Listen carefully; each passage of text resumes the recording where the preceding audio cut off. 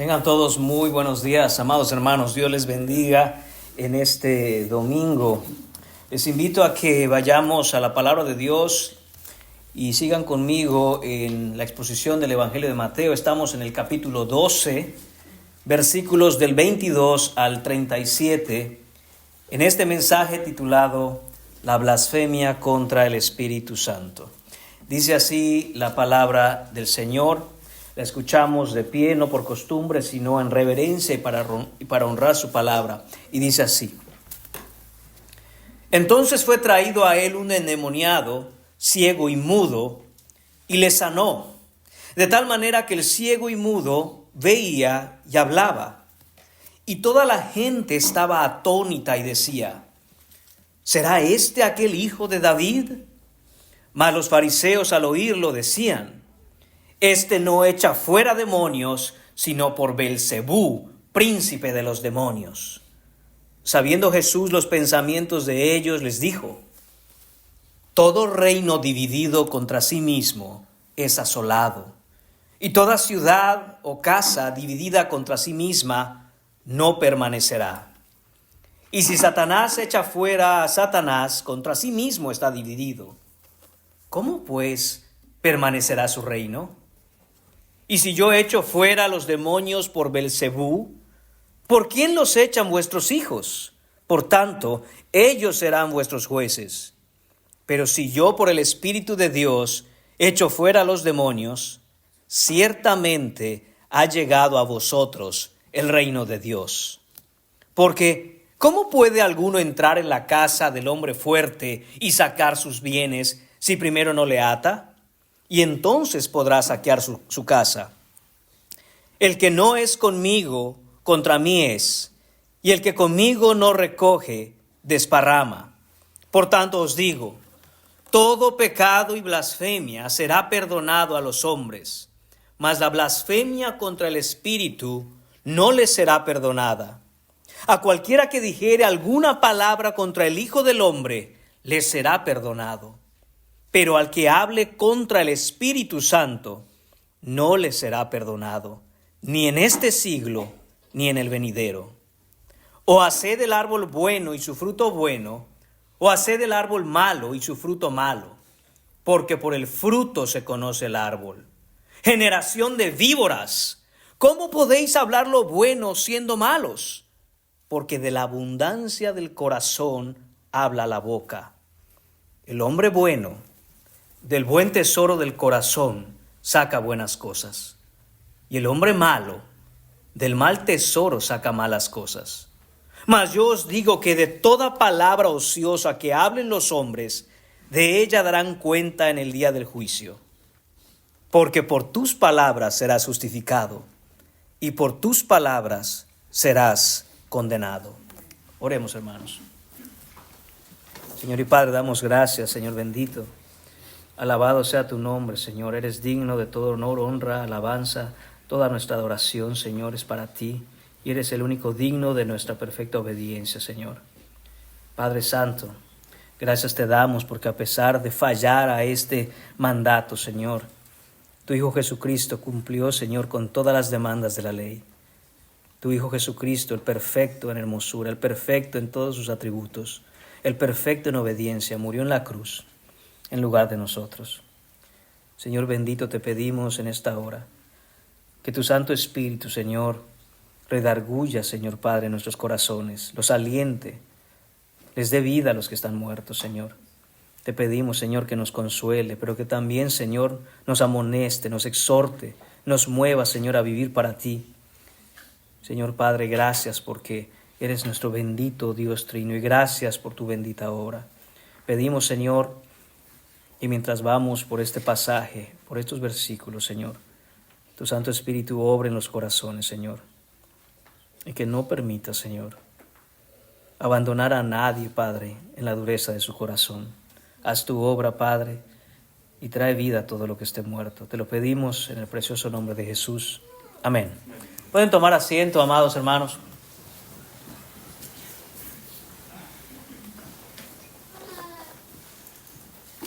Como ustedes saben, vamos ya avanzando por el Evangelio de Mateo. Estamos en el capítulo 12.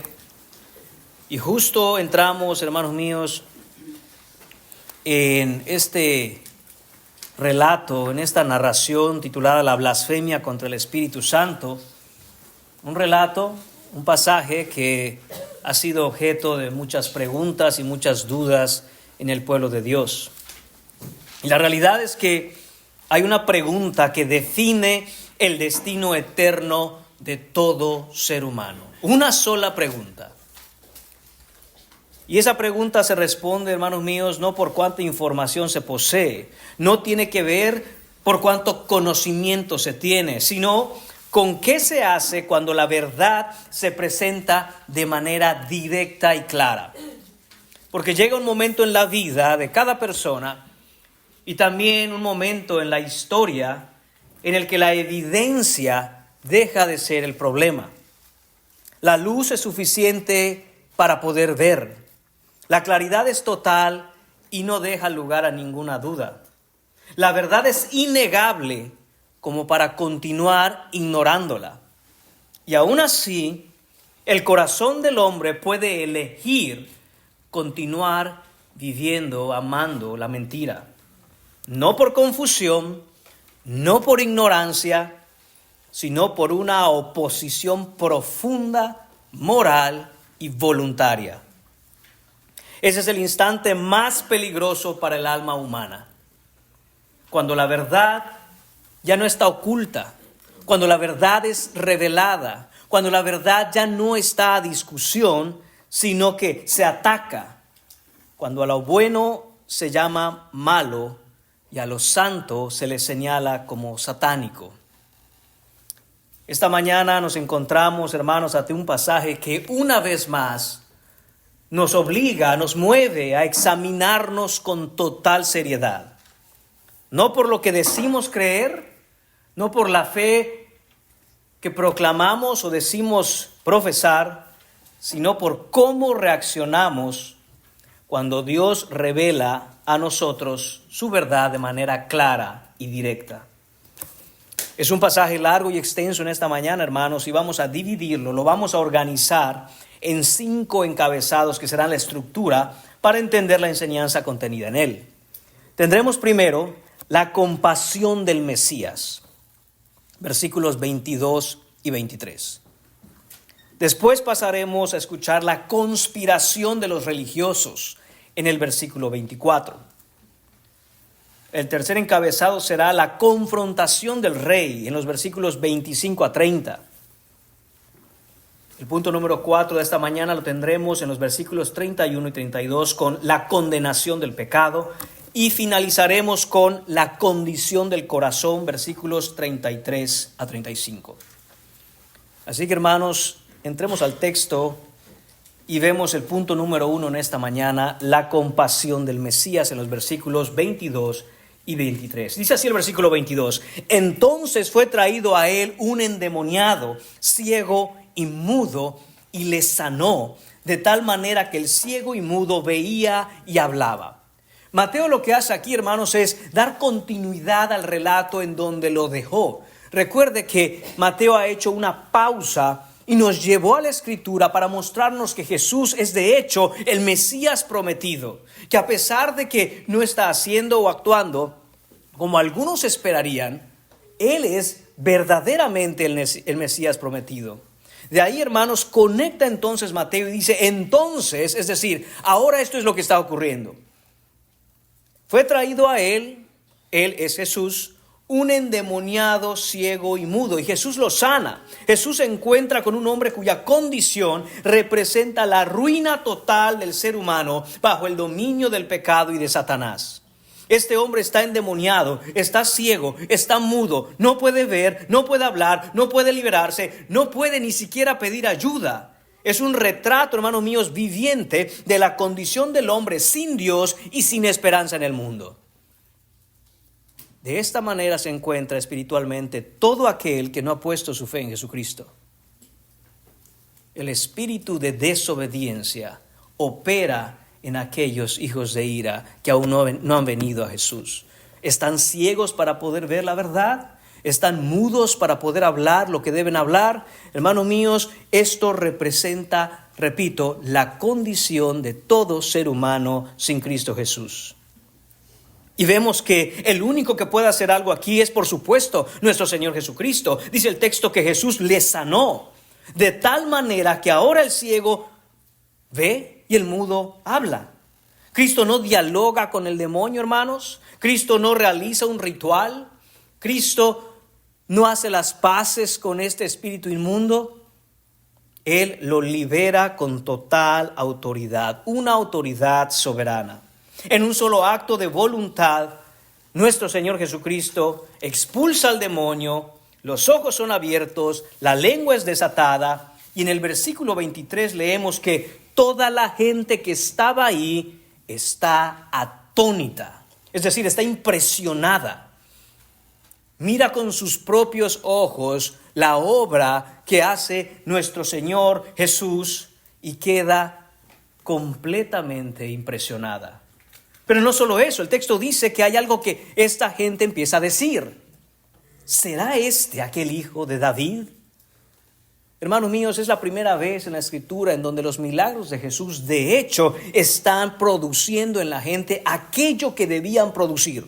Es decir, recuerde, los milagros no eran simplemente demostraciones de poder de parte del Señor Jesucristo por algún tipo de capricho para mostrar poder. Ciertamente muestran el poder de Cristo, pero tenían la función y la intención de ser señales que apuntaban a Jesús como el Mesías prometido, aquel del linaje de David que vendría, aquel prometido desde el Antiguo Testamento para cumplir la obra de salvación que fue dada al pueblo de Israel. Y la gente empieza a conectar los puntos, la gente empieza a abrir los ojos, la gente empieza a cuestionarse. ¿Saben una cosa?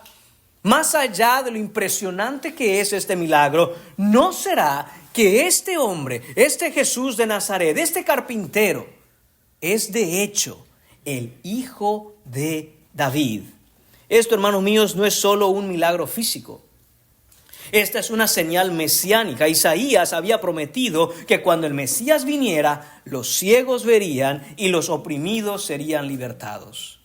Ya hemos citado este texto antes, Lucas capítulo 4, versículo 18, citando a Isaías, versículo 61, versículo 1, que dice, este es Jesús hablando: el Espíritu del Señor está sobre mí, por cuanto me ha ungido para dar buenas nuevas a los pobres, me ha enviado a sanar a los quebrantados de corazón, a pregonar libertad a los cautivos y vista a los ciegos, a poner en libertad a los oprimidos. Y el versículo 18 termina diciendo, a predicar el año agradable del Señor. Vemos, hermanos míos, que desde el Antiguo Testamento en Isaías y luego confirmado por Lucas en su Evangelio, Jesús había sido ungido por el Espíritu Santo para hacer todas estas cosas. Todo lo que Jesús hizo en su ministerio terrenal, absolutamente todo, lo hizo bajo el poder y la unción del Espíritu Santo. Mateo quiere que entendamos algo con absoluta claridad. El reino de Dios ha irrumpido en la historia humana en la persona de Cristo. Y la multitud responde correctamente y dice, creo que este es el Hijo de David. Creo que este es el Mesías, este es el Cristo, este es el Rey prometido. Están muy cerca, hermanos míos, del reconocimiento del Mesías. Toda la evidencia, todas las obras de Cristo los empujan y los arrastran hacia Él. Pero cuando esta evidencia es clara y está trayendo a los corazones de la gente y está apuntando a la fe en Jesucristo, el corazón perverso y endurecido responde con hostilidad. Y eso es exactamente lo que vemos en el punto número 2. La conspiración de los religiosos. Versículo 24. Mas los fariseos al oírlos, escucha, hermano, cómo comienza ese texto. A pesar de que la gente estaba impresionada y empezaba a darse cuenta que esos milagros apuntaban a Jesús como el Mesías, dice el texto, más los fariseos, es decir, pero los fariseos, es decir, en contra de lo que aquellos que estaban ahí, aquellas personas, aquellas multitudes estaban creyendo, los fariseos decían otra cosa. Al oírlo decían, este no echa fuera los demonios, sino por Belcebú, príncipe de los demonios. Recordemos, hermanos, que en este punto de la historia los fariseos ya habían decidido matar a Jesús. Eso lo vimos en este mismo capítulo, en el versículo 14. Y ahora están conspirando contra él, es decir, están tramando un plan para asesinarlo. Han elaborado un plan en conjunto con los herodianos, según nos dice Marcos capítulo 3, versículo 6, y quieren acabar con Jesús. ¿Quiénes eran los herodianos? Hermanos, los herodianos eran una casta religiosa muy importante, que a diferencia de los fariseos, habían aceptado el gobierno romano. Estaban aliados con el gobierno romano. Los fariseos y los herodianos no se soportaban. Sin embargo, para acabar con Jesús, hicieron incluso sus diferencias a un lado. El punto era acabar con Cristo. Esta gente, estos religiosos, estos fariseos, no pueden negar los milagros de Jesús. Estos milagros son hechos, hermanos míos, en público, a la luz del día. Cientos y aún miles de personas vieron los milagros de Jesús. No pueden decir estos milagros no están ocurriendo. No pueden decir es un invento. No pueden decir es producto de la imaginación. Así que dicen, bueno, sí, los milagros son reales. Pero ¿saben una cosa? Son hechos por el poder de Satanás. Esta es la acusación que los fariseos hacen. Esta es la acusación que los religiosos hacen contra Jesús de Nazaret, el Mesías. Es de hecho una acusación legal. Es una demanda penal en el sistema religioso de los fariseos que quieren llevar hasta las autoridades romanas. ¿Por qué? Porque los fariseos no tienen la autoridad ni el derecho de ejecutar a nadie. No pueden implementar la pena de muerte en ninguna persona. Pero los romanos sí. De ahí que deciden aliarse con los herodianos. Atribuyen, hermanos, la obra del Espíritu Santo, todo aquello que Jesús estaba haciendo, al poder de Beelzebú. Beelzebú, hermanos míos, o Baal-Zebub, significa el señor de las moscas.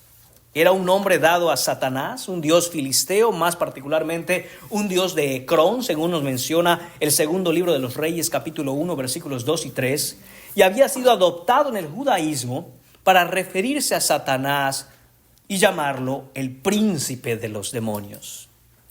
Lo que estamos viendo, hermanos, es que estos religiosos, estos fariseos, esta gente que estaba supuesta, de hecho, a guiar y pastorear la grey de Dios para dirigirla hacia el Mesías, está haciendo justo lo contrario.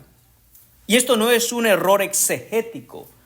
Esto no es una interpretación teológica desafortunada. Esto no es, hermanos, que ellos se habían confundido en cómo interpretar la Escritura. De hecho, esta es una distorsión intencional y perversa contra el Hijo de Dios. La verdad es tan clara que solo puede ser rechazada mediante una mentira absolutamente monstruosa.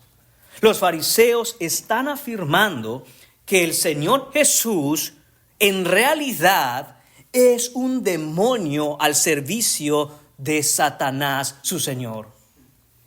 Y aquí vemos, hermanos, claramente el corazón de la religión muerta. Este es, hermanos míos, el verdadero corazón de toda religión que no tiene un corazón regenerado. Mucha Biblia, mucho conocimiento, mucha tradición, mucha autoridad, cero humildad para reconocer que es el Espíritu de Dios produciendo estos milagros que apuntan al Mesías. La religión sin una verdadera conversión al Señor nunca conduce a Dios, siempre conduce a la blasfemia. El problema de los fariseos, hermanos, no es la falta de luz. No es que Jesús no era claro cuando predicaba. No es que Jesús y sus señales y sus obras y la Escritura le señalaran de manera confusa. No era ese el problema. El problema no es que no había luz para ver. El problema es que los fariseos, esta casta religiosa, odiaba la luz que mostraba de hecho la verdad. Ahora, ¿cuál es la respuesta del Señor Jesús ante esto? Nuestro Señor Jesús no responde con emociones. responde, hermanos míos, ante esta gravísima acusación con argumentos razonables. Esto es lógica divina. Él va a exponer la incoherencia de su acusación y va a revelar lo que realmente está ocurriendo. Punto número 3 en esta mañana. La confrontación del rey. Versículos 25 a 30, hermanos. Dice el versículo 25. Sabiendo Jesús los pensamientos de ellos, les dijo. ¿Se da cuenta qué cosas sabe Jesús?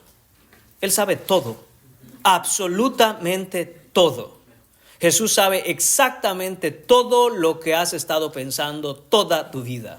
Sabe, hermano mío, hermana mía y amigo que me acompañas, exactamente todo lo que pensaste cuando pasaste por estas puertas y viniste y te sentaste. Todo lo que pasó por tu cabeza, todo lo que estabas pensando, todo lo que no dices, pero está continuamente en tu cabeza pasando, Jesús lo sabe. Jesús sabe lo que estás pensando ahora mismo que estás escuchando este pasaje y estás escuchando la verdad revelada de su palabra. Sabe todo. No hay absolutamente nada que Él no pueda saber. De hecho, sabe lo que vas a pensar antes de que lo pienses. Este es el Rey que tenemos. Este es el Jesús que es el Dios encarnado. Es omnisciente. Lo sabe absolutamente todo. Y Jesús, sabiendo los pensamientos de ellos, va a decir algo. Cristo destruye, hermanos míos, la lógica necia y perversa de su acusación y revela la realidad espiritual que hay detrás de sus palabras. A diferencia, hermanos míos, de la confrontación, usted la recordará en aquel día de reposo en el que Jesús usó la escritura para desarmar a sus enemigos. Aquí el Señor Jesús no va a utilizar la escritura. Y es bien importante que entendamos, hermanos míos, por qué ese cambio que ahora el Señor Jesús hace. En su momento, cuando Jesús es atacado, porque sus discípulos estaban comiendo trigo en el día de reposo, Jesús inmediatamente trae a estos fariseos a la escritura, ¿no es cierto? Usted lo recuerda. No habéis leído. Si tan solo entendieran lo que significa misericordia quiero y no sacrificio. Los trae a la escritura. Hermanos, el problema es que cuando la luz de la escritura, cuando la verdad clara revelada en la Biblia, simple y sencillamente es distorsionada por aquellos que están en contra de Cristo, traerlos a la escritura ya no produce nada en ellos. Y quizá usted ha tenido este tipo de experiencia con alguna persona que se niega a creer lo que está escrito. Y uno, hermano mío, le puede mostrar todos los versículos que pueden haber en la Biblia. Y nada los convence. Nada los deja satisfechos. Siempre hay un pero que poner. ¿Por qué? Porque distorsionan lo que está escrito. Y hermanos, aún la distorsión a la escritura es una ofensa grave contra Dios. Para no continuar permitiendo que los fariseos, que los religiosos y que la gente inconversa blasfeme la palabra de Dios, Jesús decide no darles más escritura. Pero hace una cosa muy importante. Si no puede apelar a la escritura, ya que los fariseos la van a distorsionar, lo que está haciendo ahora Jesús es apelar al razonamiento. Muy bien, ¿no quieres creer en la escritura? Bueno, por lo menos sé razonable. Por lo menos piensa. Por lo menos deja de ser un necio. Y entonces Jesús, hermanos míos, va a venir aquí y va a darnos 3 argumentos lógicos por los cuales Él desarma, hermanos míos, esta acusación en su contra. El primer argumento, hermanos, que el Señor utiliza está en el versículo 25, continuando con el versículo 25. Y primero va a utilizar Jesús una ilustración y dice, a ver, fariseos, pensemos un poco, usemos la cabeza. Todo reino dividido contra sí mismo es asolado, y toda ciudad o casa dividida contra sí misma no permanece. Hermanos, todos podrían haber estado de acuerdo con esto, particularmente en un tiempo en donde esto era el pan de todos los días. Se conocían cuáles eran los reinos, se entendía que un reino no puede pelear contra sí mismo, un país, una nación no puede pelear contra sí misma, porque en caso de hacer eso, esa ciudad, esa nación, ese reino va a desaparecer. Y dicho sea de paso, hermano, no es el punto del versículo, pero creo que no hacemos mal en señalarlo. Jesús también dice que una casa dividida no puede permanecer. Esa es la realidad. ¿Cómo está tu casa? ¿Está dividida? No permanece. Pero si tu casa está fundamentada sobre la roca y unida en el Señor Jesús, esa casa no caerá. Regreso al punto del texto, hermanos. Después de hacer esto el Señor Jesús, después de mencionar esta ilustración que es lógica y todos debieron haber entendido, pasa a aplicarla a la situación que los fariseos presentan como acusación. Versículo 26. Y si Satanás echa fuera a Satanás, contra sí mismo está dividido. ¿Cómo pues permanecerá su reino? Note la palabra que utiliza Jesús. Su reino. Esto, hermanos míos, ya no es una ilustración. Es la aplicación de la ilustración que dijo. Aquí vemos claramente que el Señor Jesús identifica que Satanás busca construir, avanzar y perseverar su reino. Jesús está diciendo, a ver, fariseos, si en realidad yo soy un demonio al servicio de Satanás, pero estoy expulsando fuera demonios, ¿cómo entonces Satanás está avanzando ese reino que él quiere avanzar? Es ilógico, es completamente ilógico. El argumento es preciso y cae por su propio peso. Si Satanás expulsa a Satanás, su reino está acabado. Y Satanás no es ningún tonto. Si Jesús obra por el diablo, entonces el diablo está saboteándose a sí mismo. Está destruyéndose a sí mismo. La conclusión implícita es que la acusación que los fariseos están haciendo aquí, hermanos, es absolutamente ridícula. No tiene sentido. Uno tiene que ser o muy necio, o muy insensato, o aún muy tonto para decir algo así. La necedad de la arrogancia, hermanos, siempre queda expuesta por la verdad de la razón. Siempre. Dicho sea de paso, hermanos, recordemos esto. La fe en Jesucristo, la doctrina bíblica, la palabra de Dios, no nos pide nunca, jamás, que tengamos una fe ciega. Por el contrario, Jesús es el que nos da ojos para poder ver. Y no solo nos da ojos para poder ver, sino que ese entendimiento que estaba entenebrecido ahora es puesto en su correcto funcionamiento. Y de hecho el Señor nos pide en la carta a los Romanos, en el capítulo 12, versículo 2, que nosotros debemos ser, ¿qué cosa? Transformados por la renovación de nuestro entendimiento. Dicho de otro modo, solo el cristiano y nada más el cristiano que ha puesto su mente en la santificación que la Escritura trae, puede pensar correctamente. ¿Cómo es posible, hermanos, que personas que han estudiado tanto y son hombres de ciencia, entre comillas, y observan quizá el universo o estudian la biología, llegan a conclusiones tan necias? Como, por ejemplo, pensar que todo lo que existe se creó de la nada por sí solo. Hermanos, es porque su mente no trabaja como es debido. El firmamento, hermanos, las galaxias, las estrellas, todo lo creado da testimonio de la gloria de Dios. Basta estudiar, hermanos míos, ni siquiera digo todo el cuerpo, una parte de él. He escuchado personas que han estudiado, por ejemplo, el funcionamiento del ojo humano y quedan maravillados de la impresionante ingeniería que se requiere para que un ojo humano funcione. Y uno dice, seguramente el ojo humano es algo excepcional. No, pero luego escuchas a una persona estudiar algo simple que quizá nunca le ponemos cabeza, como un pie. Y es impresionante la manera en que el pie funciona para que nosotros podamos caminar y no tropezar. Impresionante. Todo lo involucrado en algo tan simple como dar un paso. Se requiere una ingeniería complejísima que no pudo haber venido por azar y que no pudo haberse formado a través de miles de millones de años. Alguien simplemente dijo que así sea, y así fue. Y fue de manera perfecta. Repito, hermanos, la necedad de la arrogancia siempre queda expuesta por la verdad de la razón. Y esto es lo que quiere traer Jesús ahora. Ya les dio Biblia antes y no la aceptaron. Entonces apelemos a la conciencia, a la razón.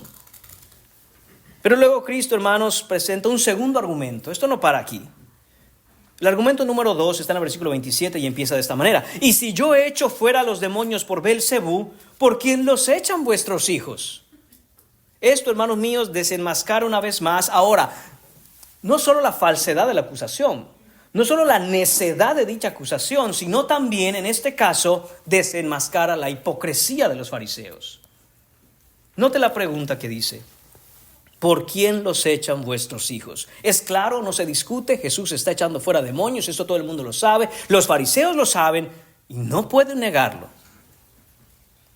Repito la acusación, pero es por el poder de Satanás. Primer argumento, ya vimos que eso es completamente necio. Ahora vemos que es absolutamente hipócrita. ¿Por qué? Hermanos, porque esta frase, ¿por quién los echan vuestros hijos?, se refiere a los exorcistas judíos que en aquella época existían en el tiempo de Jesús. Unos ejemplos de ello, hermano, es por ejemplo en Lucas capítulo 9, versículos 49-50. Vemos que Juan le dice al maestro: maestro, hay uno por ahí que anda echando demonios en tu nombre y se lo impedimos porque no anda con nosotros. Y Jesús les dijo: no se lo impidáis. El que no es contra nosotros, por nosotros es. Entonces Jesús reconoce el hecho de que en aquel tiempo habían personas que podían echar fuera demonios. No solo eso, en Hechos capítulo 19, versículos 11 a 16, vemos este pasaje en donde se nos habla de unos hijos de Esceva. Déjeme leer el pasaje. Y hacía Dios milagros extraordinarios por manos de Pablo. Obviamente esto, hermanos míos, es en el libro de los Hechos. Jesús ya murió, ya fue crucificado, muerto, resucitó, ascendido al cielo. De hecho, la iglesia empieza a avanzar. Pablo está predicando, ya, de hecho, Pablo ya fue convertido. Y ahora Pablo está por todas partes llevando el evangelio a los gentiles. Y el Señor está haciendo grandes milagros por mano de Pablo. De tal manera, dice el versículo 12 de Hechos 19, que aún se llevaban a los enfermos los paños o delantales de su cuerpo y las enfermedades se iban de ellos y los espíritus malos salían. Nótelo bien, los espíritus malos están saliendo, mismo escenario, están siendo los demonios expulsados a través de Pablo por mano de Dios. Versículo 13, pero algunos de los judíos, exorcistas ambulantes, existía esta gente. Exorcistas ambulantes intentaron invocar el nombre del Señor Jesús sobre los que tenían espíritus malos, diciendo: os conjuro por Jesús, el que predica Pablo. Versículo 14. Había 7 hijos de un tal Esceva. No era uno, eran 7 sus hijos. Y esos 7 estaban tratando de expulsar demonios. Este Esceva, nos dice el texto, era un judío, pero no solo era un simple judío, jefe de los sacerdotes. No solo era un sacerdote, era jefe de los sacerdotes. Y sus hijos eran exorcistas. Y dice que hacían esto. Pero respondiendo el espíritu malo dijo: a Jesús conozco y sé quién es Pablo, pero vosotros, ¿quiénes sois? Y el hombre en quien estaba el espíritu malo, saltando sobre ellos y dominándolos, pudo más que ellos, de tal manera que huyeron de aquella casa desnudos y heridos. Vemos que hubo un cambio, hermanos. Si bien es cierto que en el tiempo de Jesús, antes de su crucifixión, su muerte y su resurrección, existían estos exorcistas ambulantes judíos, eso iba a cambiar en el momento en que ahora el Señor Jesús ascendiera al cielo y estuviera en gloria. ¿De qué manera cambió, hermanos? En que esos milagros, esa expulsión de demonios que se llevaba a cabo por estos judíos en el tiempo de Jesús, era hecho a través de diferentes fórmulas rabínicas.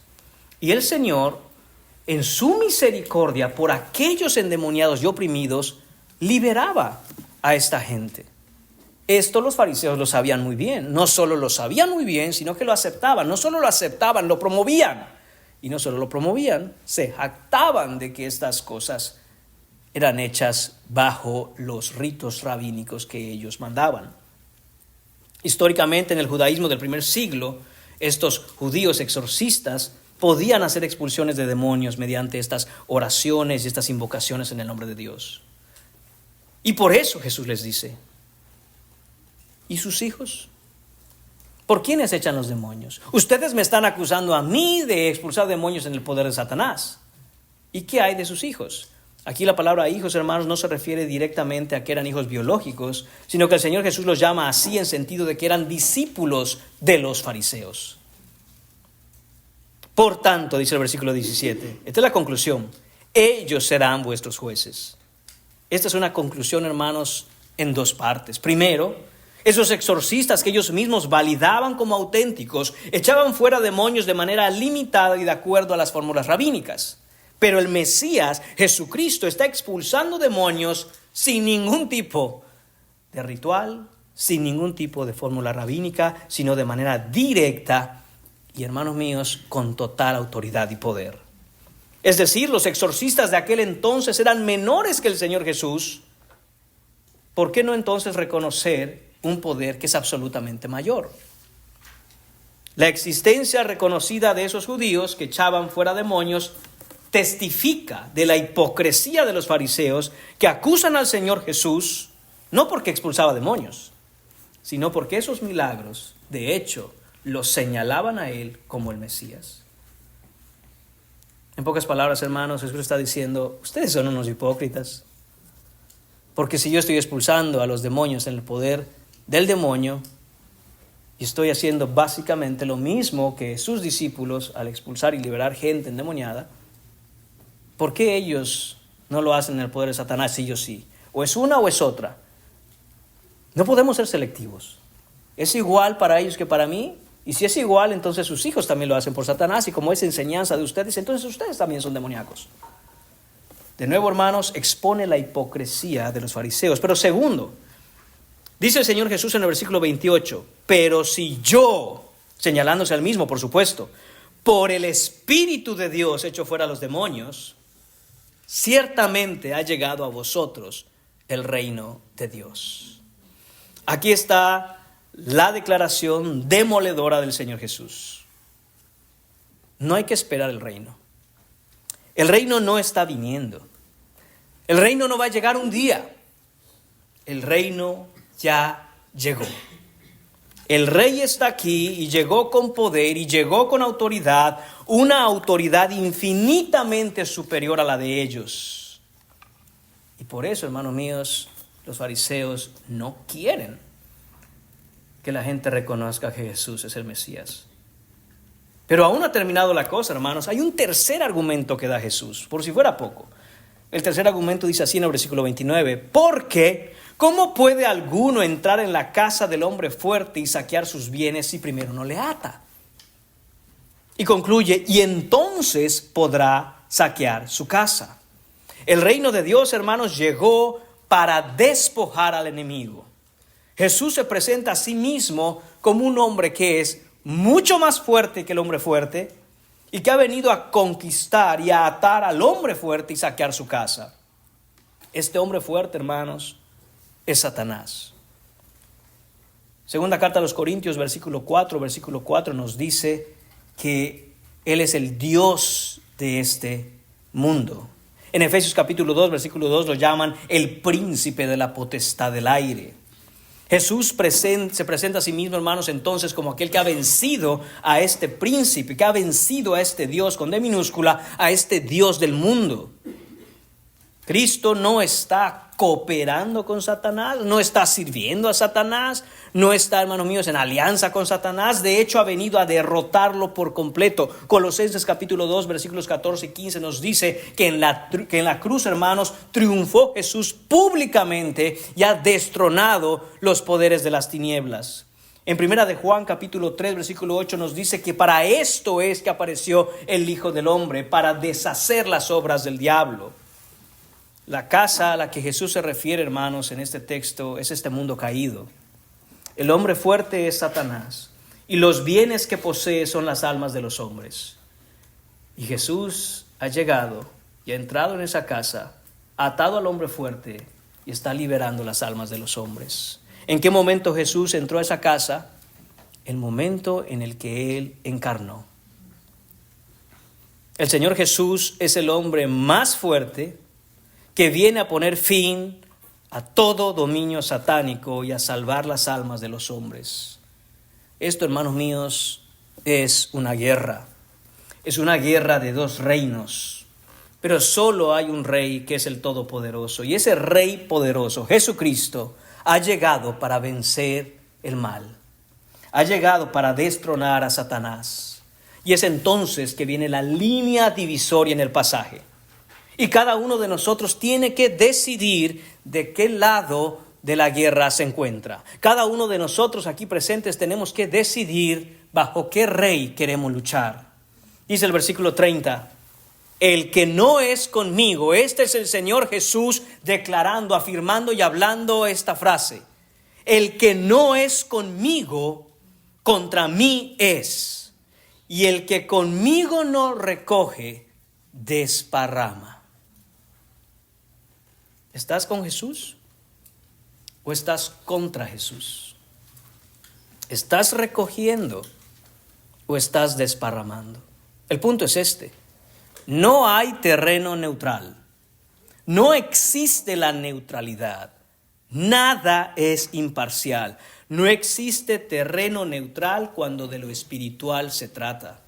No hay cristianismo nacional, no hay fe privada sin lealtad pública, ninguna religión es neutral, nada en este mundo es neutral, nada en la creación es neutral, la política no es neutral, la educación no es neutral, las ideas no son neutrales, o están a favor de Cristo o están en contra de Cristo. La cultura no es neutral, siempre refleja y promueve una cosmovisión en particular. El Estado nunca es neutral, los medios de comunicación no son neutrales, el derecho y las leyes que un país aprueba no son neutrales, están a favor de Cristo o están en contra de Cristo. La economía y el sistema financiero no son neutrales. La ciencia y la tecnología no son neutrales, el arte no es neutral, el lenguaje que usamos, hermanos míos, no es neutral, el silencio ante la injusticia no es neutral, el matrimonio, el orden en la casa y la familia no son neutrales, la historia que se enseña y se cuenta no es neutral, el entretenimiento, hermanos míos, no es neutral, la idea misma de ser neutral no es neutral. Hermanos míos, todo está impregnado de una cosmovisión. Y esa cosmovisión es a favor de Cristo o en contra de Cristo. O es una cosmovisión cristiana o es una cosmovisión anticristiana. No hay neutralidad. Esa es una de las ideas, hermanos míos, que se nos ha vendido y muchos la han comprado. Aún cristianos, en que puede existir algo que es neutral. No está promoviendo el evangelio, no está promoviendo la fe cristiana, pero tampoco está en contra de ella. Mentira. Jesús dice, o estás conmigo o en contra de mí. No hay ningún espacio en la esfera de lo que existe en la sociedad, en ninguna de las cosas que hay en la sociedad, en donde uno pueda decir, bueno, no estoy en contra. Tampoco es que estoy a favor, pero no estoy en contra de Cristo. Si no está a favor de Cristo, está en su contra. La pregunta real no es entonces si algo es neutral o no. La realidad es que no lo es. La pregunta real es, ¿a quién sirves con tu supuesta neutralidad? ¿O estás recogiendo o estás desparramando? ¿O estás avanzando el reino o lo estás estorbando? ¿O estás ganando almas para Cristo o la estás llevando a la perdición? ¿O estás hablando el evangelio o callas mientras otros se pierden y caen en el infierno? No hay neutralidad, hermano, no hay neutralidad. Y para los que están aquí sentados y no están en Cristo, tu vida no es neutral. Tu vida no es neutral. No estás en un punto en donde vamos a ver si creo en Cristo o no. Mientras tanto me quedo aquí parado donde estoy en la vida. Y aunque no estoy avanzando a Cristo, tampoco me estoy alejando. No. Cada segundo que pasas sin Cristo es un segundo en el que estás más cerca de venir a encontrarte con la condenación eterna. Y lo he dicho antes, hermanos, y lo repetimos desde este púlpito. Y no decimos lo que decimos para señalar dedos, para acusar. No somos acusadores. Hay uno que acusa, y es Satanás.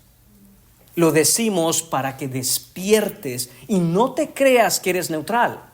Hoy estás aquí sentado y probablemente te encuentras muy bien y te sientes muy bien y te va muy bien en el trabajo, muy bien aquí, muy bien allá.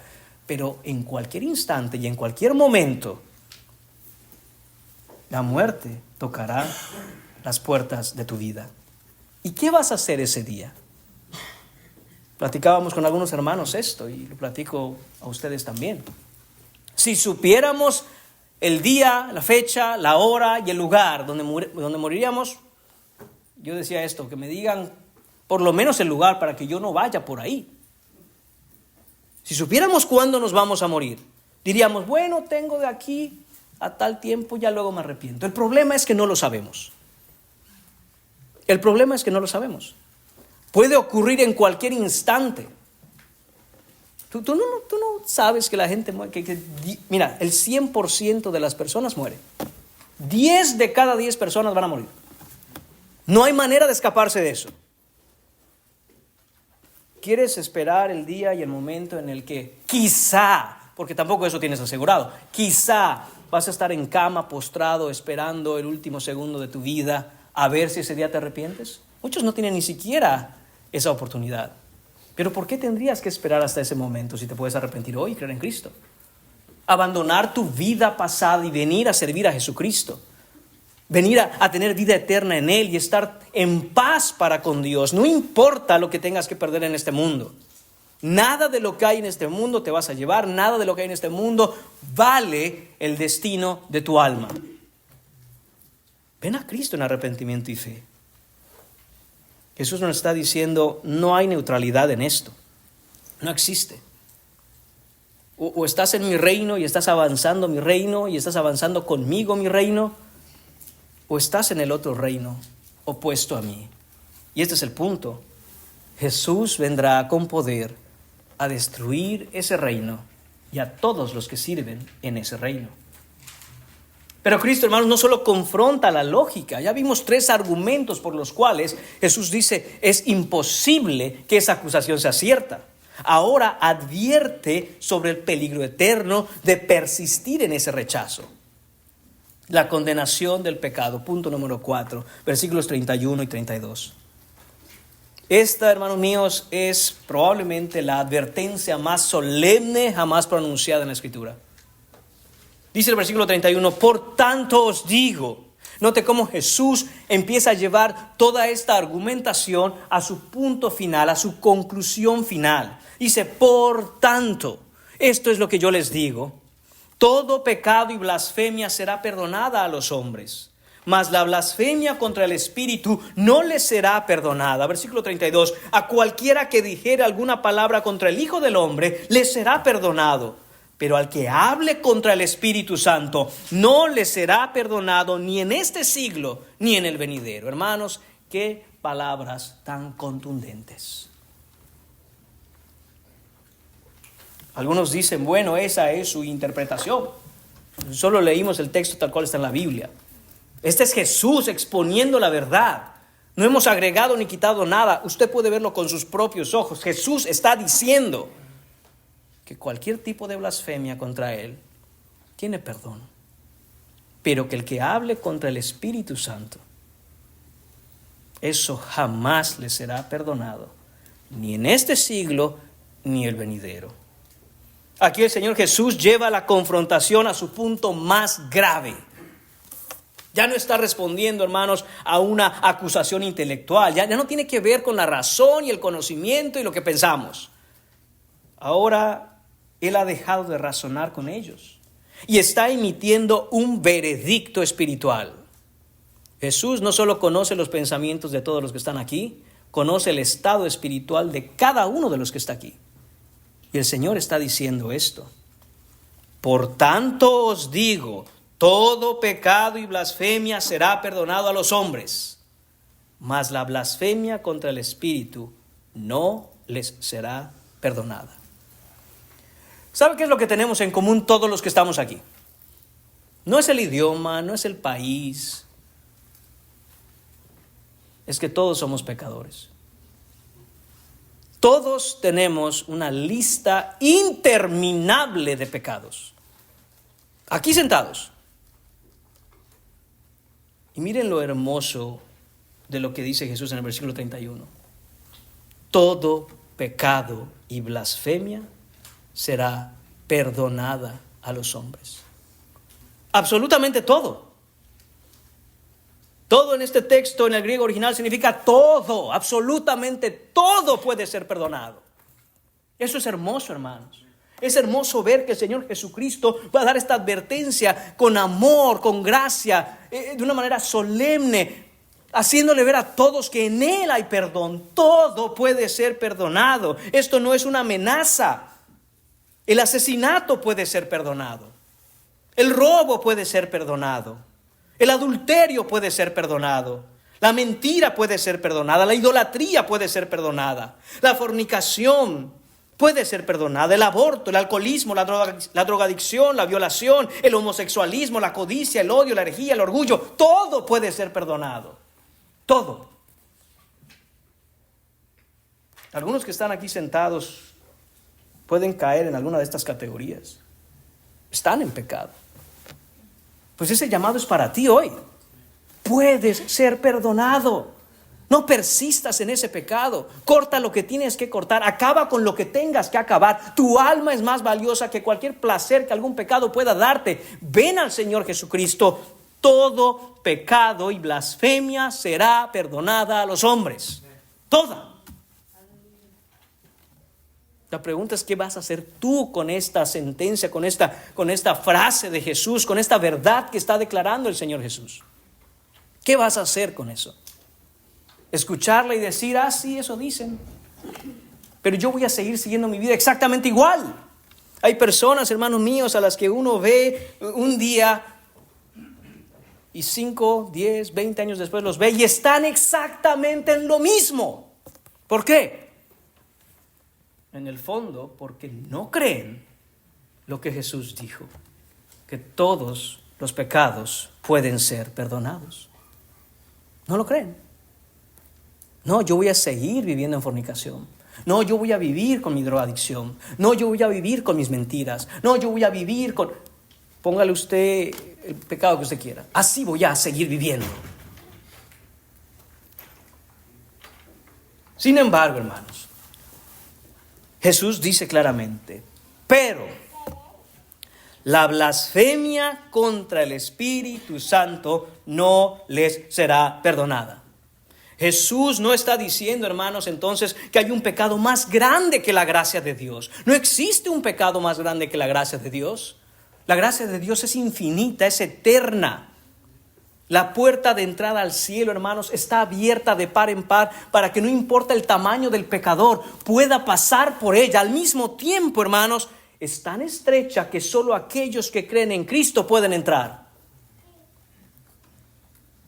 La blasfemia contra el Espíritu, eso no tiene perdón. Está diciendo, hermanos míos, el Señor Jesús aquí, que hay un estado del corazón que se coloca voluntariamente fuera del alcance del perdón de Dios, porque rechaza conscientemente el único medio por el cual el perdón puede ser otorgado. En otras palabras, hermanos, esto que está diciendo el Señor Jesús aquí acerca de la blasfemia del Espíritu Santo que no tiene jamás perdón, no quiere decir que Dios no está dispuesto a perdonar.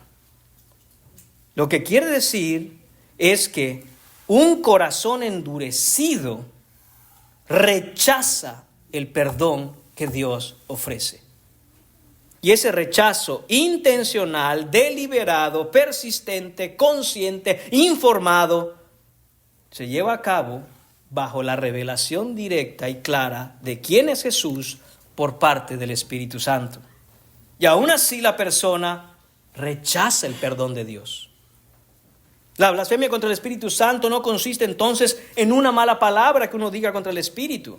No es una duda momentánea que alguien pueda tener, no es un pecado moral contra el Espíritu Santo, sino que consiste, hermanos míos, en atribuir deliberadamente al diablo la obra clara, evidente e innegable del Espíritu Santo. Cuando esa obra está apuntando directamente a Jesús, el pecador lo mira, lo sabe, lo ve y decide rechazarlo y acusar que todo eso es falso, es engañoso, es mentira, y por lo tanto con eso está diciendo que viene del diablo, porque el diablo es el padre de toda mentira. De nuevo, la blasfemia contra el Espíritu Santo no es un arrebato emocional, una duda honesta, una lucha en el corazón del creyente. No, es un rechazo consciente, informado y final de la obra del Espíritu, llamando malo a lo que es claramente bueno, llamando satánico a lo que evidentemente es la obra de Dios. El pecado imperdonable no es falta de oportunidad para arrepentirse, sino que es un rechazo definitivo al llamado al arrepentimiento.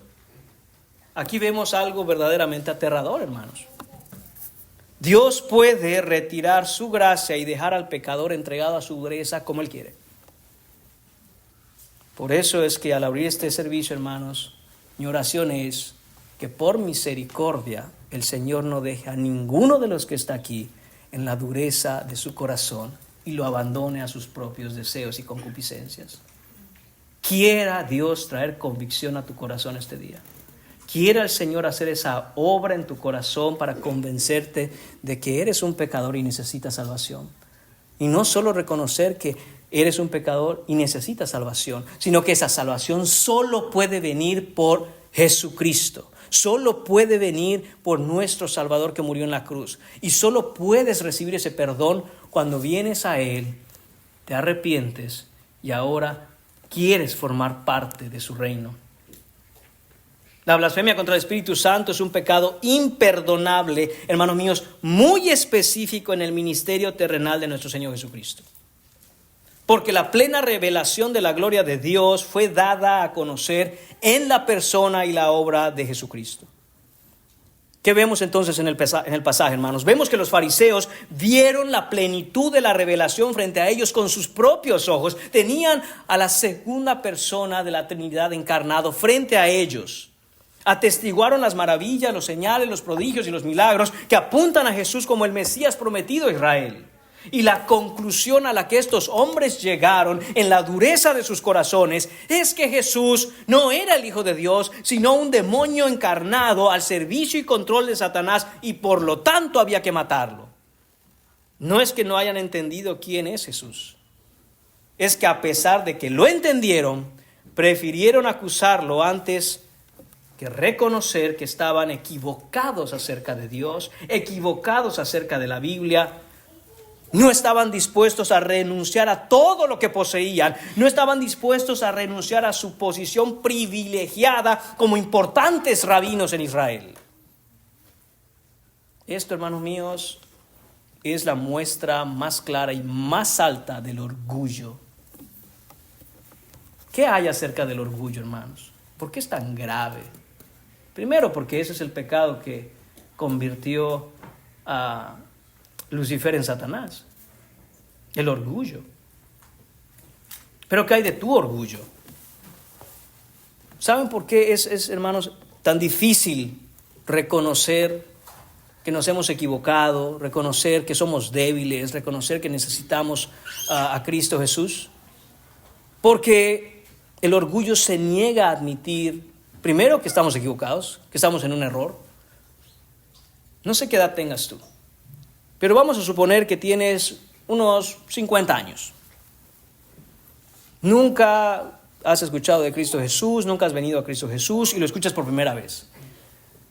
Lo que estás escuchando es que por 50 años de tu vida has estado equivocado en todo lo que has hecho y que tienes que dejar eso y venir a vivir una nueva vida en Cristo Jesús. ¿Qué? ¿Que por 50 años yo estoy equivocado? Como si fueras el hombre más inteligente o la mujer más sabia del mundo. Sí, estás equivocado. La Escritura dice otra cosa. ¿Y quién sabe más, tú o Dios? Obvio Dios. Pero no estás dispuesto a reconocer que Dios es más sabio que tú, ¿verdad? Después de 50 años de vivir como se te ha dado la gana, vienes a escuchar el Evangelio y el Evangelio te dice, esa manera en que vives no es la manera en que debes vivir. Yo voy a determinar la manera en que debes vivir. Y tú dices, no, Cristo no me va a decir cómo debo vivir. Yo le voy a decir a Cristo cómo yo quiero vivir. Eso es orgullo, hermanos. Eso es orgullo. La Biblia llama a aquel que no cree en Cristo un necio. El Evangelio, cuando te dice que abandones todo lo que eres, incluye abandonar tu propia necedad. Por lo tanto, primero tienes que reconocer que eres un necio. Necio yo. Yo no soy ningún necio. Sí, eres muy sabio, claro. Más sabio que Cristo Jesús. Ese es el problema con la necedad, hermanos, con el orgullo. Y esto es lo que tenían los fariseos. Antes que reconocer que toda su tradición, que todos sus ritos, que sus privilegios, que su posición tenían que irse a la basura, como sí lo hizo Pablo, cuando dijo que todo eso lo tenía por basura. Antes que eso, estaban dispuestos a acusar directamente a Jesús de ser satánico. Antes que admitir, estamos en un error, esto que hemos estado haciendo está completamente errado, vamos a renunciar a todo y a seguir a Cristo. Antes que eso, estaba a matarlo. Y eso es exactamente lo que el alma del pecador hace hoy en día. Puede escuchar esta predicación, puede ver los versículos en la Biblia, pero tiene que tomar una decisión. ¿Vas a abandonarlo todo para seguir a Cristo?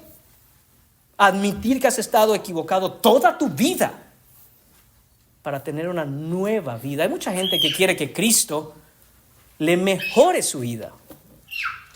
Déjame decirte algo, la Biblia en ningún momento dice que aquel que viene a Cristo se le va a mejorar la vida. Lo que dice la Escritura es que todo aquel que viene a Cristo tiene nueva vida, lo que significa que la que tenía se va a la basura, no sirve. Por eso te tienen que dar una nueva. Por eso en Cristo venimos a recibir una nueva vida, un nuevo corazón, nuevas metas, nuevos deseos, nuevas pasiones. Tu amor ahora es diferente, las cosas que quieres son diferentes. Todo va a ser diferente en Cristo Jesús cuando vienes verdaderamente a postrarte ante Él y decir, Señor, hágase en mí conforme a tu voluntad.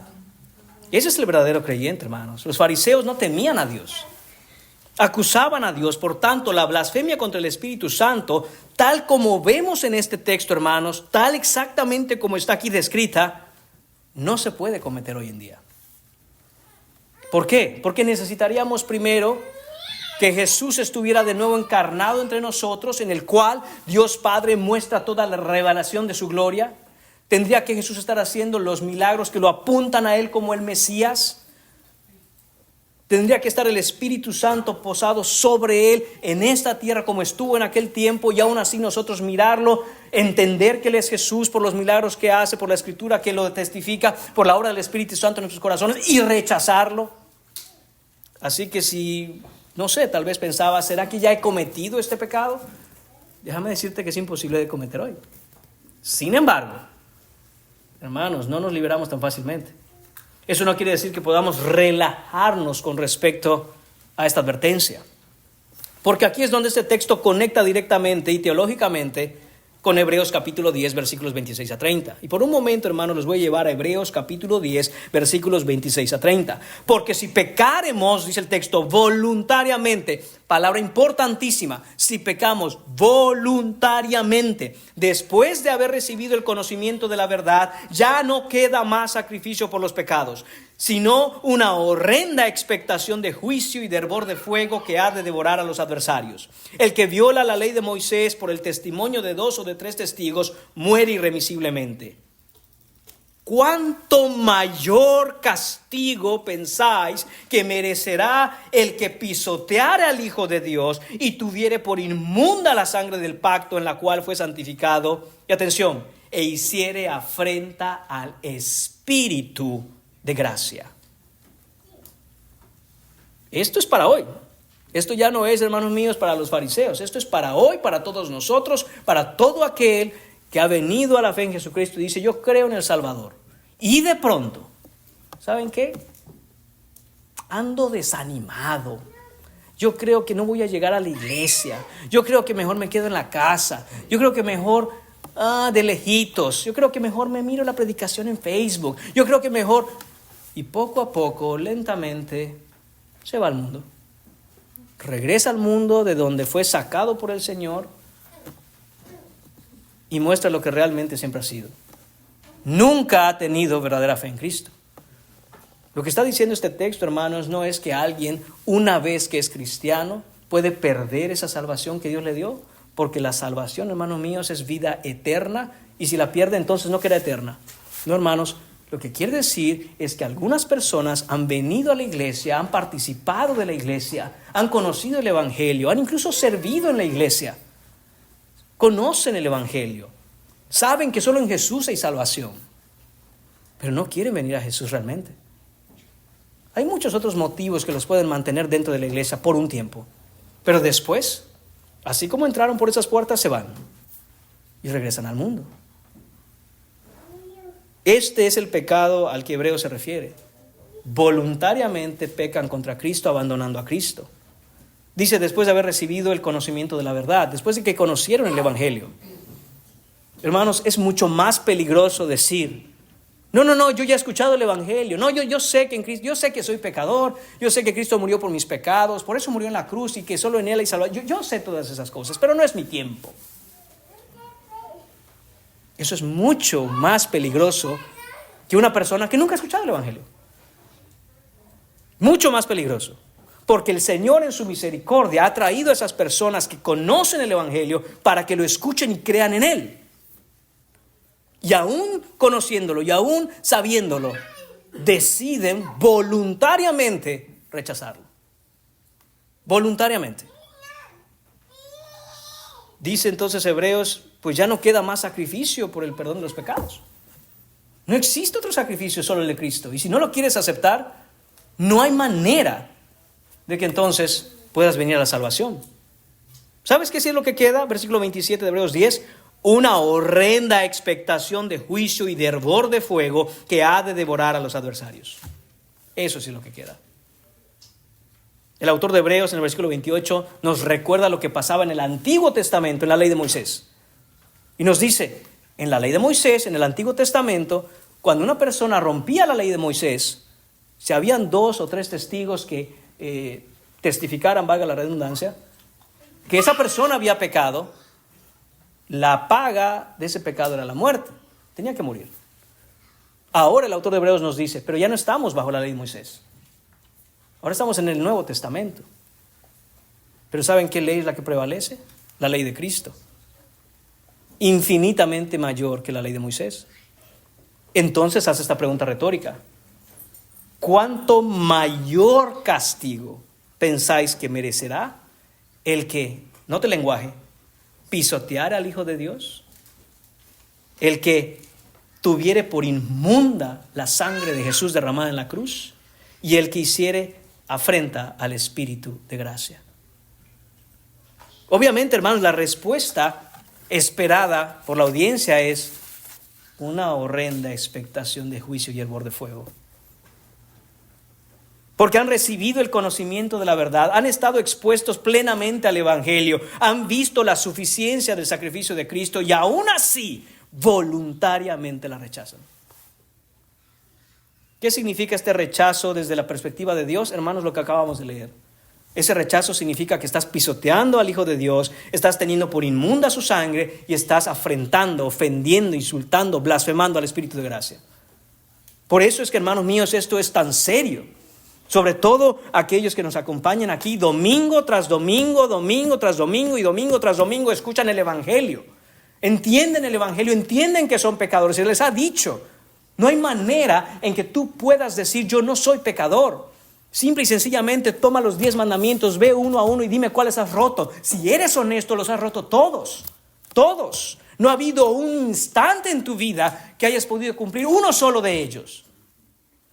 Y sabes que eres pecador. Y entonces se te dice, pero Cristo Jesús vivió la vida perfecta. Mira la Escritura, mira los evangelios, mira cómo vivió Jesucristo de manera perfecta. Y sin embargo, fue tratado como el peor de los criminales y murió en la cruz.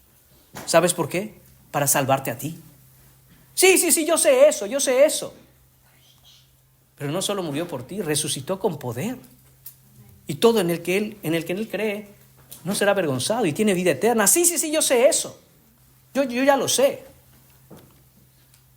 Y aún así no quieres creer. Un día, cuando me llegue mi hora, cuando me llegue el tiempo, ya llegará. Mira, creer en Cristo no se trata de emociones, no se trata de sentimientos, no se trata de que si lo siento en mi corazón o no. Se trata de una decisión voluntaria de seguir a Jesús, poner tu confianza en Él y vivir para Él y para su reino. Por lo tanto, no te puedes sentar a mirar el reloj a ver cuándo se te va a venir las ganas de seguir a Cristo. Seguirás sentado esperando en el infierno y en la condenación a ver cuándo vas a querer creer.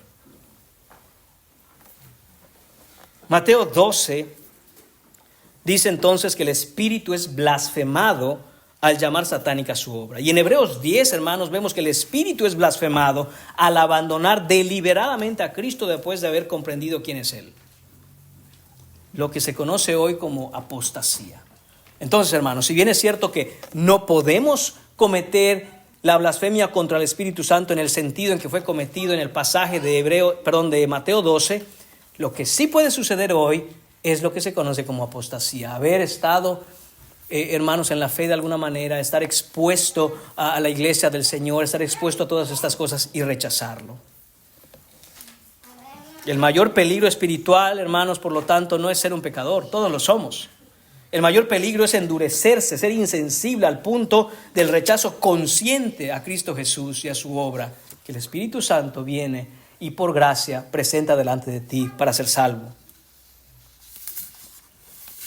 Y ahora, hermanos, por último, Jesús nos lleva a la esencia de este problema. Porque la blasfemia no comienza en la boca, ni la apostasía, hermanos, ocurre de la noche a la mañana un día. Todo comienza lentamente en el corazón. Con esto concluimos, hermanos. Punto número 5, la condición del corazón. Versículos 33 a 35. El versículo 33 dice entonces, nuestro Señor Jesús nos dice, o haced el árbol bueno y su fruto bueno, o haced el árbol malo y su fruto malo. Atención, porque por el fruto se conoce el árbol. El Señor Jesús nos da otra ilustración. Esta es una ilustración que proviene de la agricultura y Jesús ya la ha usado antes, hermanos. Esto es algo con lo que la audiencia de aquel tiempo estaba muy bien familiarizada. Él nos dijo lo mismo en Mateo capítulo 7, versículo 16 a 20. Por sus frutos los conoceréis. ¿Acaso se recogen uvas de los espinos o higos de los abrojos? Así todo buen árbol da buenos frutos, pero el árbol malo da frutos malos. No puede el buen árbol dar malos frutos, ni el árbol malo dar frutos buenos. Todo árbol que no da buen fruto es cortado y echado en el fuego. Así que por sus frutos los conoceréis. Este es un principio establecido por Dios, hermanos, desde Génesis capítulo 1, versículos 11 y 12. Desde la fundación del mundo, desde la creación de este planeta, nuestro Dios estableció este principio que es inalterable e inviolable. En Génesis capítulo 1, versículo 11 y 12 dice, después dijo Dios, produzca la tierra hierba verde, hierba que dé semilla, árbol de fruto que dé fruto según su género. Que su semilla esté en él sobre la tierra, y fue así. Versículo 12. Produjo pues la tierra hierba verde, hierba que da semilla según su naturaleza. Y el árbol que da fruto, cuya semilla está en él según su género. Y vio Dios que era bueno. El Señor Jesús, hermanos, usa una imagen simple y al mismo tiempo contundente y demoledora. Árbol bueno, fruto bueno. Árbol malo, fruto malo. Esto, hermanos míos, cualquiera lo puede entender hasta el día de hoy. Uno no tiene que ser agricultor para saberlo. Si usted no sabe nada de árboles, nada, pero ve un árbol lleno de manzanas, le pregunto, ¿de qué es el árbol? Pues de manzanas. Si usted no sabe nada de botánica ni de agricultura, nunca ha visto un árbol de naranjas, pero ve un árbol lleno de naranjas. Yo le pregunto, ¿de qué es ese árbol? Pues usted va a decir, pues de naranjas. Me diría, hermano, está jugando conmigo, ¿verdad? O sea, ¿es una pregunta capciosa o qué? No, es lógico, es lo más lógico que puede existir. El Señor Jesús pasa ahora a aplicar este principio lógico y claro a los fariseos que tienen frente y por extensión a todos los que rechazan a Jesús. Y va a explicar por qué es que estos fariseos hacen esa acusación y por qué el que rechaza a Cristo de esa manera. Y les recuerdo que Génesis, la palabra que utiliza el Señor ahí es que los frutos dan de acuerdo a su género, de acuerdo a su género, de acuerdo a su género. Versículo 34. Jesús, hermanos míos, amoroso como es, compasivo como es, lleno de gracia y de verdad como es, da una sentencia directa a esta gente que lo acusa y dice: generación de víboras. ¿No te ha parecido género, generación? De ahí viene la misma palabra. Les está diciendo, ustedes tienen la misma naturaleza que la serpiente antigua. Ustedes vienen de la misma naturaleza que el diablo mismo. ¿No les dice que son como víboras? Les dice que son víboras.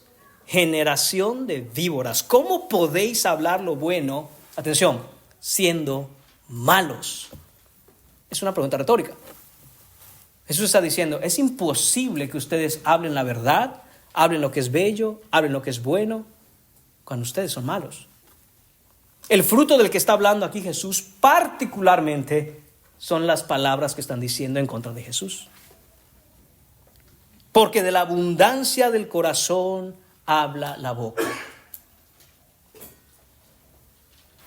Examina tus palabras, examina lo que hablas, examina el tono en el que hablas, examina tus conversaciones, porque de aquello que tú hablas es de lo que está lleno tu corazón. ¿O vamos a llamar a Jesús mentiroso? De la abundancia del corazón habla la boca.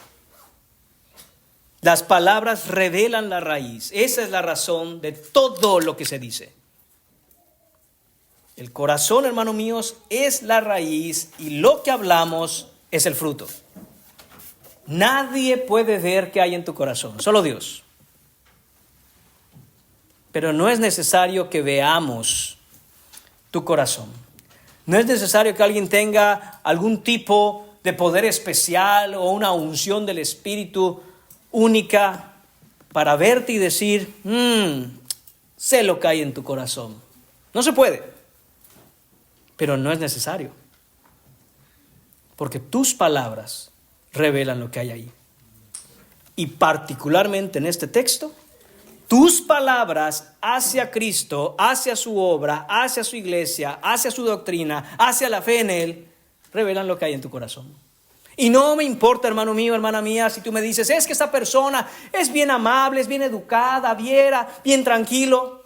Ok, eso se puede hacer sin Jesús. Pero hablemos de Jesús, de su iglesia, hablemos de sus santos, hablemos de la obra de Jesús en medio nuestro, hablemos de la doctrina, hablemos de la palabra, hablemos de la Biblia y veamos qué dice esa persona. Porque eso me va a dejar saber lo que tiene en su corazón, el tipo de corazón que esa persona tiene. Versículo 35 lo dice. Nótelo, el hombre bueno del buen tesoro del corazón saca buenas cosas y el hombre malo del mal tesoro saca malas cosas. Recuerda, el contexto es palabras. ¿Qué está saliendo de tu corazón a través de tu boca? Eso es lo que nos permite ver qué corazón tienes. No me puede juzgar porque usted no puede ver mi corazón. No, pero puedo escuchar tus palabras. Pero puedo saber qué dices acerca de Cristo. Por lo tanto, el Señor nos dice, por sus frutos los conoceréis. Escucha cómo hablan y con eso tendrás claramente una radiografía de su corazón. Y recuerde que el corazón en la Biblia no tiene que ver con sentimientos. El corazón en la Biblia es el asiento de la voluntad. Es lo que determina tu naturaleza y lo que tú eres. Tus palabras. Note la congruencia que hay entre la naturaleza de la persona, el corazón de esa persona y las palabras de dicha persona. Hombre bueno, buen tesoro, buenas cosas. Mal hombre, mal tesoro, malas cosas. Las palabras, hermanos míos, no son el problema principal, son la evidencia. La boca es el altavoz del corazón.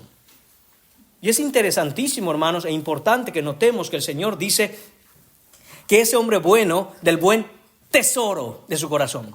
El hombre malo del mal, tesoro. Es decir, que no importa qué tipo de persona sea la persona, hay cosas que atesora en su corazón. Aquello que tú atesoras en tu corazón es lo que determina el tipo de conversaciones que tienes, el tipo de palabras que expresas, el tipo de tono que usas. Eso de estar a espaldas de los demás, hermanos míos, criticando, chismeando, atacando a los demás, revelan tu corazón. Arrepiéntete. Arrepiéntete. Los fariseos hablan como hablan, porque son lo que son. Los inconversos dicen lo que dicen, porque eso hay en sus corazones. Hablan mal de la iglesia de Dios, hablan mal de los hijos de Dios, hablan mal de los ministros de Dios, hablan mal de la doctrina de Dios, hablan mal de las familias de Dios, hablan mal de la obra de Dios, porque rechazan al Espíritu de Dios, porque están en oposición y enemistad contra Dios. Oh, pero tú los recibes en tu casa como si fueran tus hermanos. Cuidado. Con eso no estoy diciendo, hermanos, que los rechacemos o que los malmiremos. Lo que estoy diciendo es que debes de tener cuidado de las cosas que hablan, porque eso hay en sus corazones y el enemigo avanza su reino a través de esas palabras para que en el engaño tú lo creas y entonces empiezas a estar en contra del reino de Dios. Cuidado. El versículo 36 dice: mas yo os digo que de toda palabra ociosa que hablen los hombres, de ella darán cuenta en el día del juicio, porque por tus palabras serás justificado y por tus palabras serás condenado. ¿Qué hacemos, hermanos míos, cuando una persona viene y lo que empieza a hacer es hablar mal de nuestra bendita iglesia, del bendito evangelio, de nuestro bendito Salvador, de nuestro Dios al que adoramos, de nuestros hermanos a los que amamos? ¿Qué hacemos? Tú también empiezas así, pero...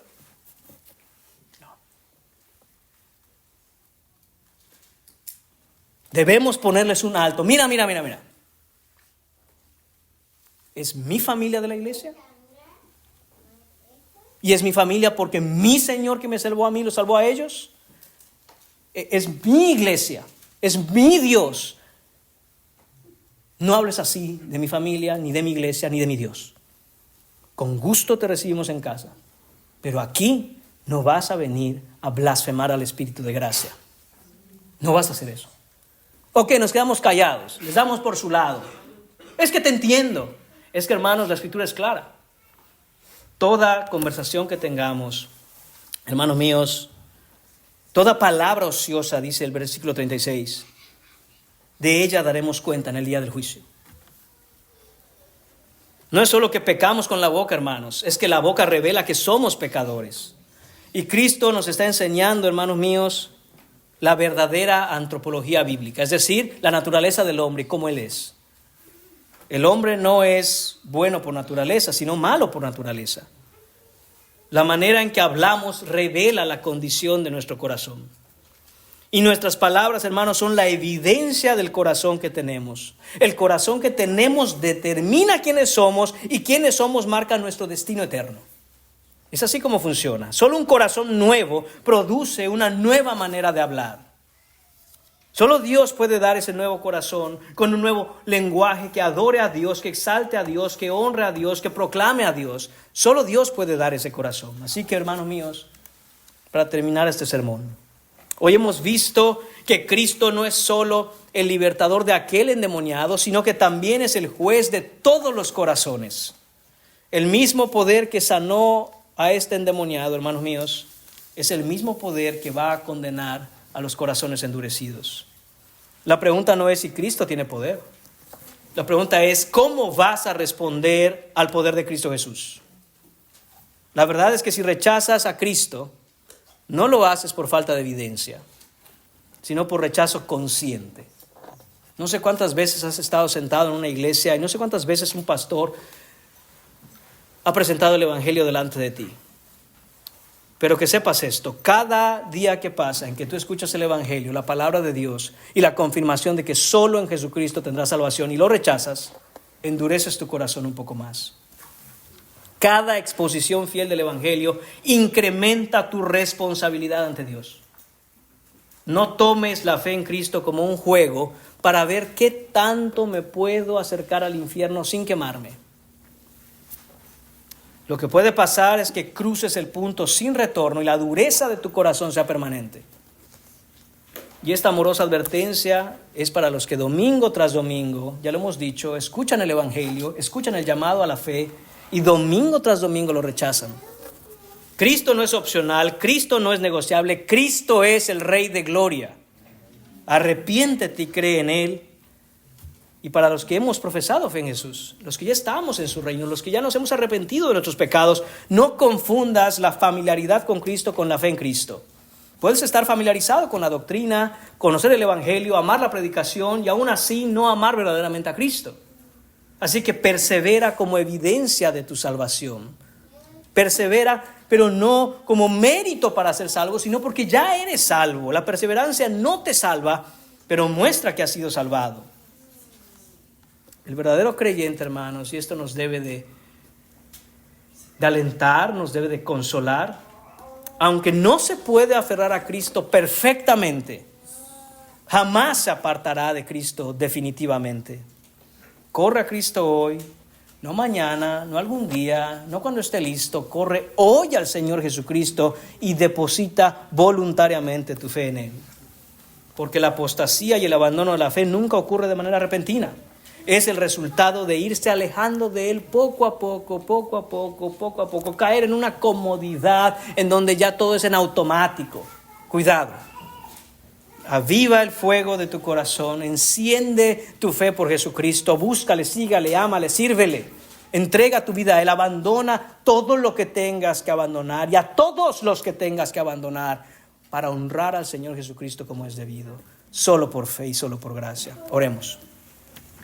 Señor y Padre, damos gracias en esta mañana, Señor bendito, por tu amorosa advertencia, Señor. Porque en tu amor, Señor, no nos abandonas, Señor, a las concupiscencias de nuestros corazones, sino que, Señor mío, nos llama, Señor, nos advierte, Señor, nos previene, Señor, para que no vayamos a condenación. Padre, oramos por nuestra iglesia, Señor, que no caigamos en una comodidad, Padre, porque hemos venido a conocer la verdad, sino que vivamos por esa verdad, proclamemos esa verdad, avancemos tu reino por esa verdad. Y a todos aquellos, Señor, que aún no están en tu Hijo Jesús, te pedimos, Señor, que rompas el duro suelo de sus corazones y hagas de ese terreno un terreno fértil, donde caiga la semilla del Evangelio y que dé fruto a su tiempo, Señor. Te lo pedimos por amor a esas almas, Señor, y para la gloria de tu Hijo Jesús. En el nombre de Él oramos. Amén.